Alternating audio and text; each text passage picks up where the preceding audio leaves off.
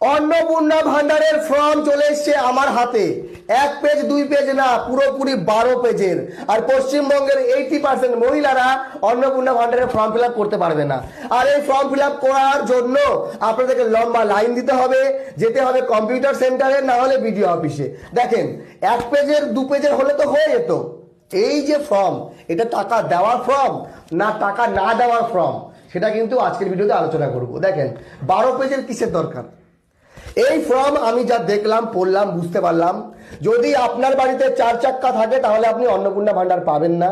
যদি আপনার পরিবারের স্বাস্থ্য বীমা আপনি করে থাকেন তাহলে অন্নপূর্ণা ভান্ডার পাবেন না। যদি আপনার বাড়িতে 3টির বেশি পাকা রুম থাকে তাহলে পাবেন না। আপনার বাড়িতে ছাদ থাকলে আপনি কিন্তু অন্নপূর্ণা ভান্ডার পাবেন না। আপনার বাড়িতে যদি ফ্যামিলিতে অনেক জমি থাকে তাহলে আপনারা পাবেন না। আপনার পরিবারে কেউ যদি ইনকাম ট্যাক্স দেয় সরকারকে তাহলে আপনারা অন্নপূর্ণা ভান্ডারের